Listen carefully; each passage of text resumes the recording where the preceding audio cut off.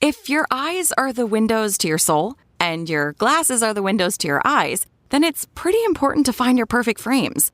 That's why at Warby Parker, we've made shopping for eyewear as easy and fun as can be. Peruse endless styles in our stores or use our app to virtually try on frames and get personalized recommendations. To find your next favorite pair of glasses, sunglasses, or contact lenses, or to locate your nearest Warby Parker store, head over to warbyparker.com. That's warbyparker.com. A science story, huh? These NYU scientists, I felt really right. but I was so And I just thought, well, I had figured it out it was that golden moment. because science was on my side.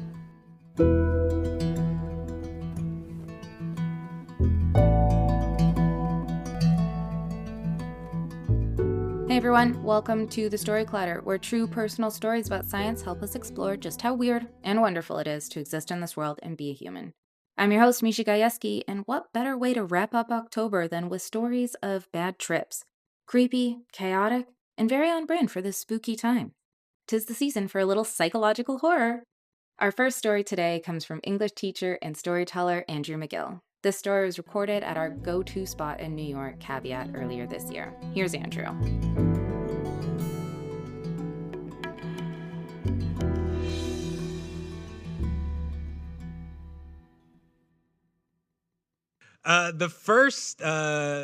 When I thought of the first bachelor party I was going to attend, I always had this like vision of what it was going to be, and it involved strippers.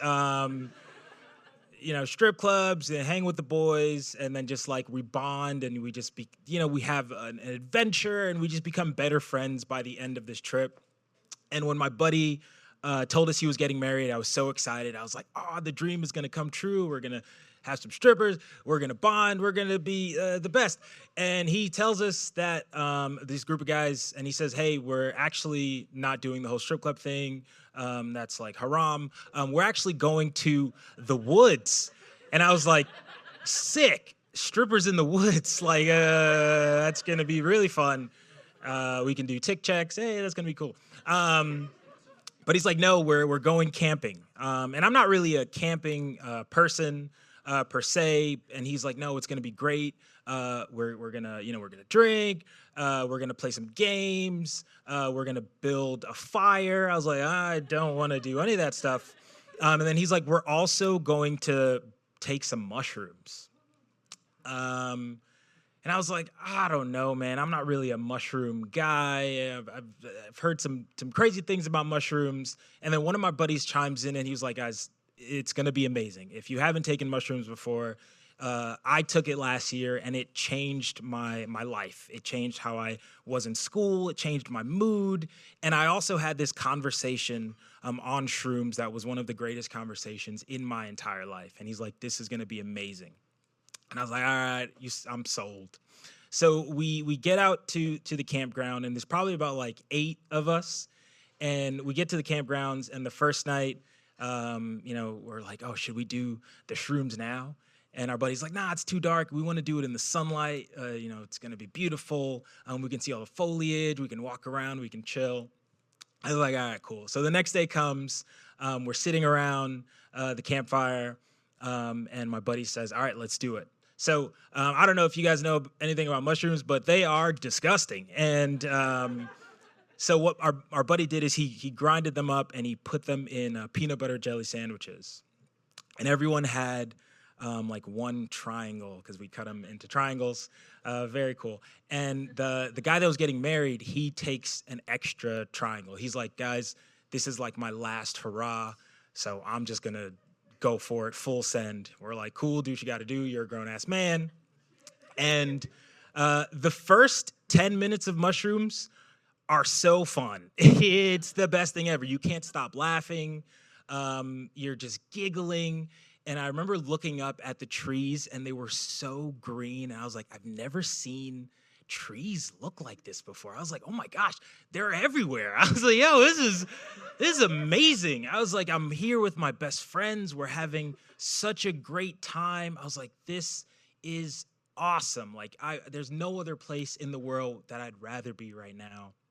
And my buddy was wearing this hat, and it was a weird looking hat because he kind of looked like a slave owner.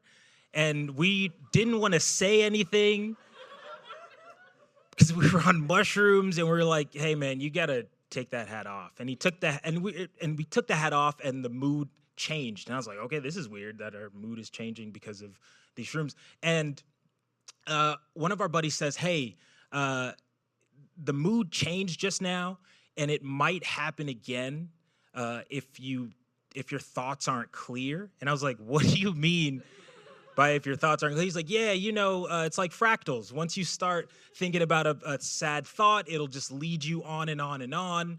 And he was like, I came up with this thing. It's like a safe word in case your mind starts to, teeter off. Here's a safe word for you to get back. And we're trying to figure out what the safe word was and what do we want to say. And then we started talking about Joe Rogan. And this was Joe Rogan, Bernie Sanders, Joe Rogan. And we were like, who has time to watch a 3-hour Joe Rogan podcast? And we were like, that's our word, Joe Rogan. Joe Rogan's going to be our word. So when people just start doing weird stuff, we're like, hey, man, Joe Rogan. And it was like, oh, this is actually working. And then one of our buddies, Abe, started throwing up. He started profusely throwing up, and he was like, nobody look at me. Nobody look at me. I'm dying. And I was rubbing his back. I was like, Joe Rogan, Abe, everything's going to be all fine. Joe Rogan, it's okay. And I get up, and I was like, I'm going to go to the bathroom. And I leave to go to the bathroom, and I was in the bathroom for a long time because it was a porta potty and there were no lights, and I think I was trying to figure out where the lights were. It was very dark. And I come back to my friends, and this is not the same group of guys that I had originally left. Everyone is off doing their own thing. I went over to one guy. I was like, hey, what's happening? And he just pointed at his mouth, and he was like, I was like, can you speak? And he was like, I was like, all right, where is everyone? And he kind of pointed people out. And I went over to one of my buddies, and his shirt was off, and he was wearing this like a raccoon type of hat. And he was sitting on the chair, and he was like, it's like a roller coaster, brother. It's like a roller coaster. You just keep going up. You keep going up. We keep going up.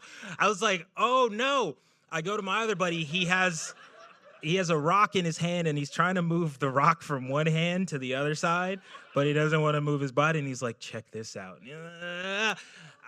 And I go to my friend, and I said, the one who told us that shrooms change his life, I was like, hey, what is happening? And he's like, this is shrooms, Joe Rogan. He's like, this is what it is. And I was like, but you said it would change our moods. Who was the guy that you talked to that you said it changed your life? And he's like, oh, that wasn't a guy. That was a tree. I talked to a tree on mushrooms, and it was the greatest story I've ever heard, and it really changed me. And I was like, what is happening? Joe Rogan, please. I walk away because I was like, I just can't do this anymore. I was like, I got to just go. And I walk, and I start listening to music. And the song I listened to was Bob Marley's No Woman, No Cry. It was the live version. It's like 1970-something. And it was the first time I ever like heard music before. And as I'm listening to this song, I think to myself, I was like, I want to cry, but it's no woman, no cry. Can I cry, Bob? And I'm sitting there, and I'm thinking to myself, and I'm like, I kind of want to cry, but then I'm like, I think I'm going to throw up. But then I thought about Abe, and he throwed up, and he thought he was going to die. And I was like, Joe Rogan, you don't need to throw up. And I get back after listening to music, and all the guys are doing their own thing, and I'm like, I'm kind of hungry.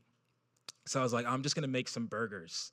And I start putting these patties together, and I'm like, dang, I'm doing pretty good. I should take shrooms all the time. Like, I'm not even affected by this. And I look down at the patty, and it's like smiling at me, and I'm like, ah! I put it on the grill, and I was like, did I just kill that burger? Joe Rogan, what am I doing? And I'm making all these burgers, and I'm starting handing them out to people, and I'm trying to find the guy that's getting married. I'm looking for him. Where's his burger?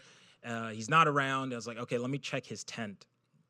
So I go over and I look inside the tent, and he's naked. He's not just naked, he's masturbating. And he turns around and we make eye contact. And all I can say is Joe Rogan. I was like, no.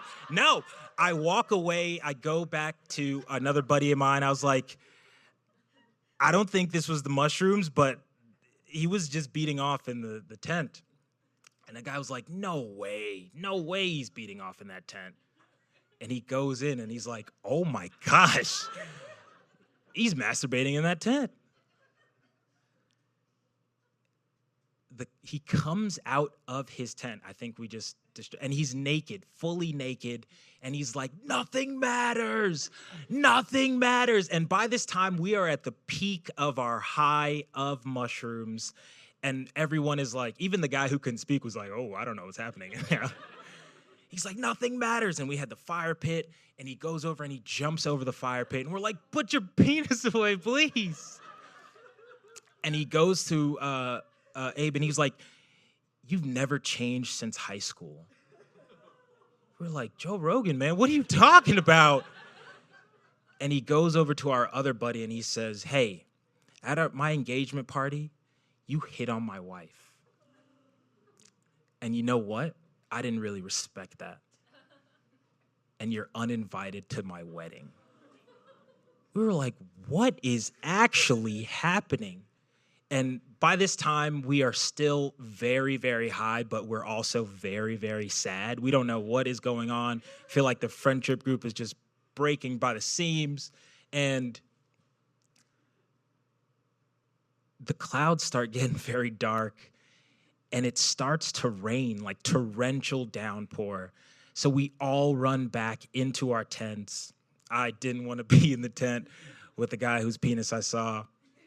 And we spend the night in our tents because it just rains the whole night through.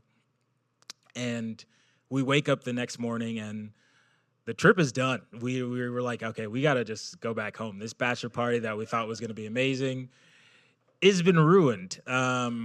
And the car ride is silent. No one really talks about it. And then comes the wedding. At the wedding, you know, the guy who was uninvited, he ends up showing up. Surprise.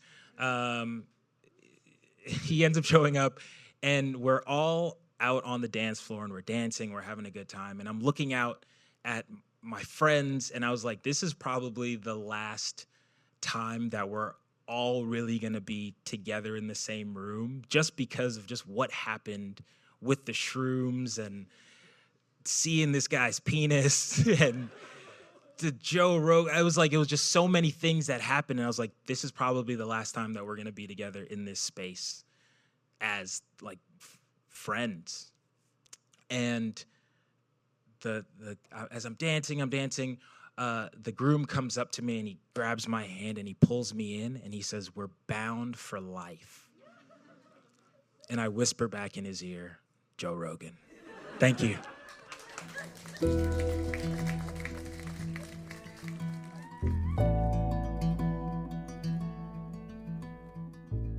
Personally, I wouldn't have guessed saying Joe Rogan was the cure for a bad trip, but apparently the universe has a weird sense of humor.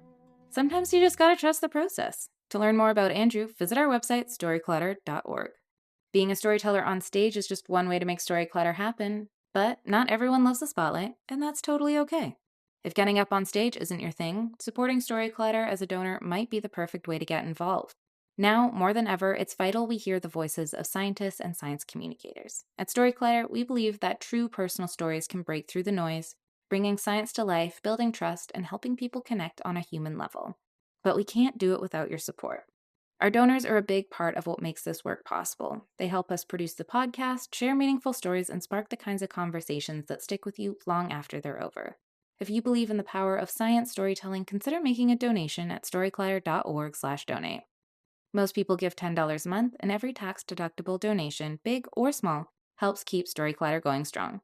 Thank you for being part of our community. Our next story comes from Will Clegg, storyteller, filmmaker, and co-creator of the incredible show Awkward Teenage Years. His story was recorded last year at one of our go-to spots in New York, QED Astoria in Queens, New York. Here's Will.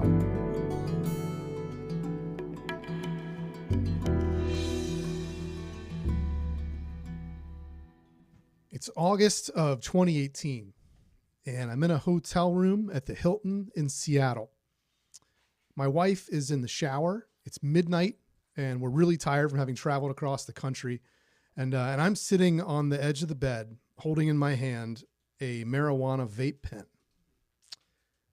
I put it up to my lips, and I press the little button. I've never done this before, but I think this is how you do it. And I take a deep inhale, and then I cough, and this huge plume of smoke or vapor or whatever is inside this comes out. And I lie back on the bed and close my eyes, and I wait for the promised calm to wash over me. I need to chill out because tomorrow morning I'm going on a cruise to Alaska. And I do not want to go on this cruise to Alaska at all because I'm terrified of deep water.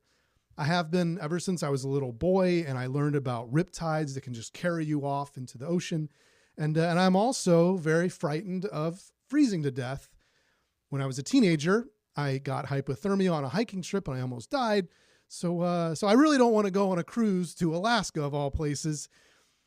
But I never shared these deep-seated fears with my mother-in-law because it just, it didn't come up. And the previous Christmas, she had decided to buy for her entire family, including me, a cruise to Alaska. I can't really say no to that, so I'm going. And she's also booked us on some excursions, conversations I was not included in, where we're going to be going horseback riding and zip lining and on a small seaplane.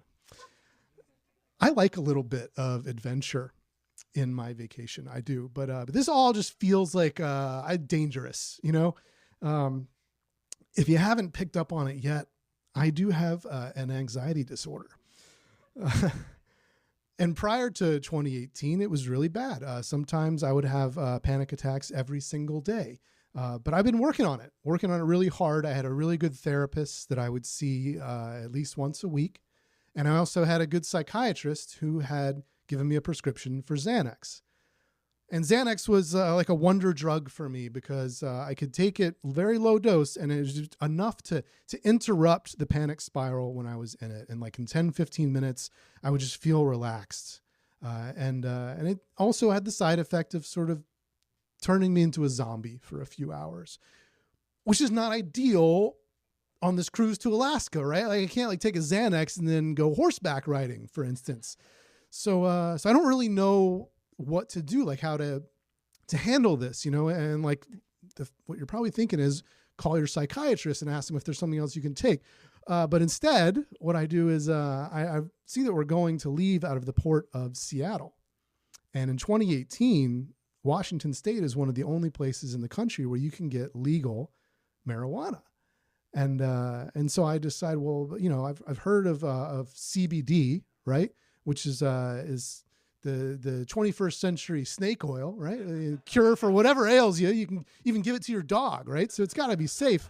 So I decided I should look into that. And I have to be careful, though, because I used to smoke a lot of weed in college. And then also for like the 10 years after college.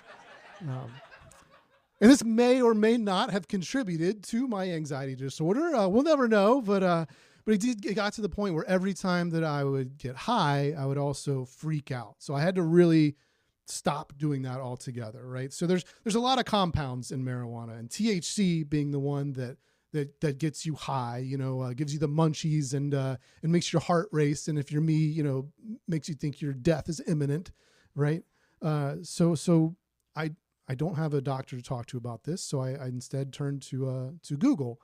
And what I'm able to glean from the internet is that if you get a product that is like 15-to-1 ratio of CBD to THC, that's the perfect way to do it.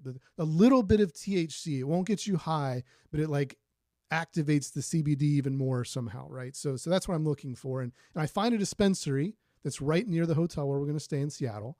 And they have this vape pen that's got 60% CBD and 4% THC.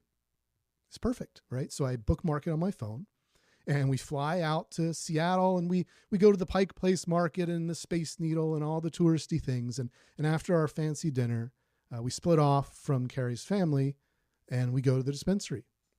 And I walk up to the counter, and I show the bud tender. It's what I'm told he's called.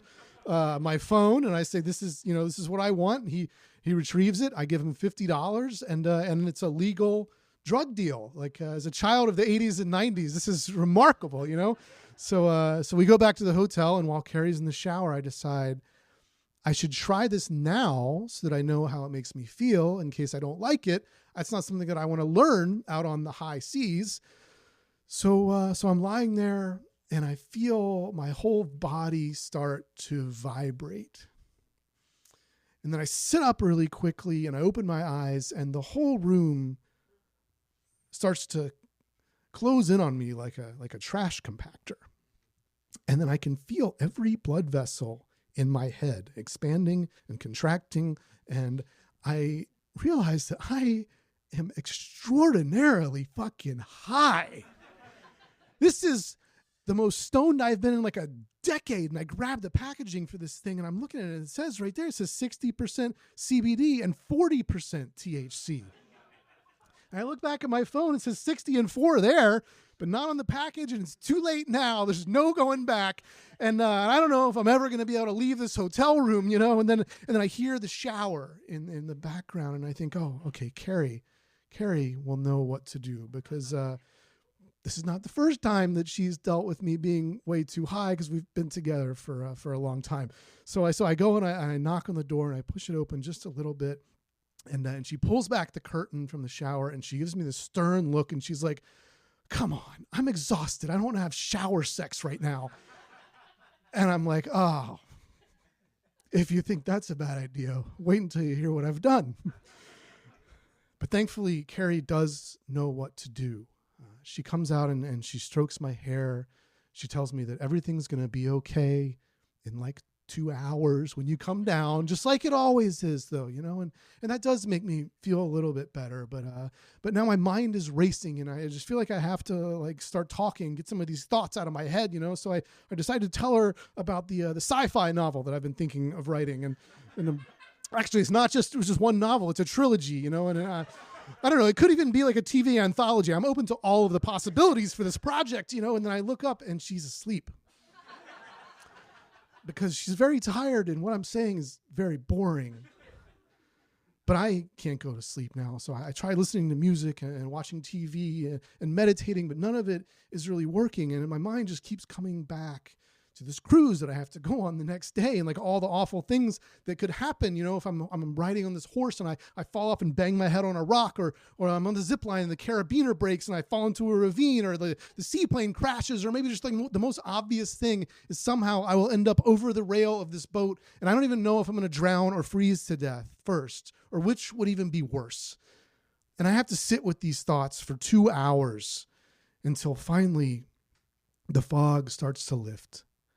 And I drift away into a deep, deep slumber.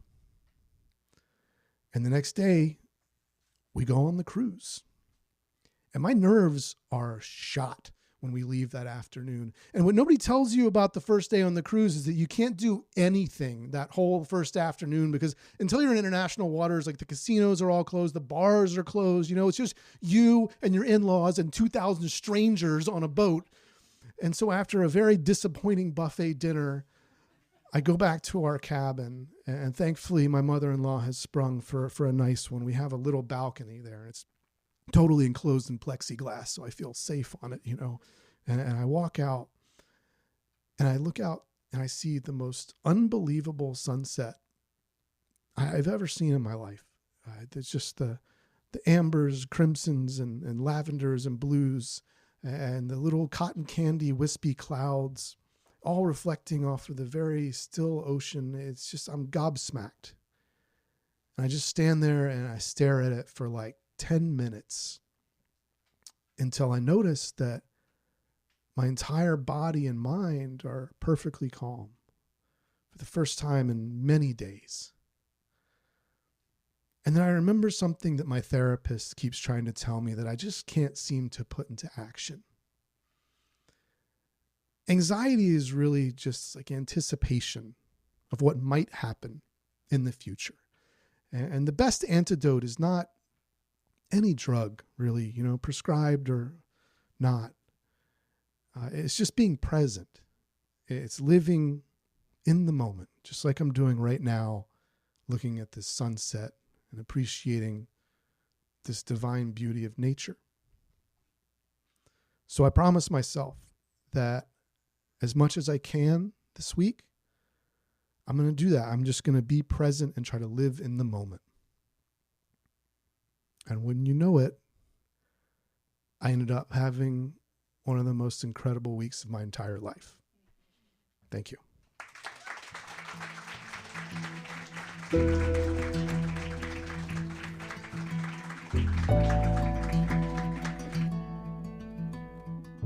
Honestly, thanks for that great takeaway, Will. Skip the anxiety spiral, watch the sunset, and let the universe chill you out for free. Anyway, if you'd like to learn more about Will, visit our website, storyteller.org. Our website is just one way to connect with Storyclutter, but there are so many other ways, and we hope you'll use them all. You can always follow us on social media. We're on Facebook, Instagram, TikTok, and Blue Sky. Head to storyclutter.org to become a financial supporter. If you're interested in coming to one of our shows, starting a Storyclutter show in your own community, or even learning how to tell your own science story, you can find everything you need on our website. This podcast is produced by me, Misha Gajewski, along with Jen Chen, Nikisha Roberts-Washington, and Aaron Barker, Executive Director and co-founder of The Story Clatter. The stories featured in today's episode were produced by Paula Croxon, Diana Lee, Tracy Segarra, and Grant Bowen. Special thanks goes out to Story Clatter's board and team. Our theme music is by Ghost, and next week we'll be back with a scary best-of episode from our archive. Until next time, thanks so much for listening.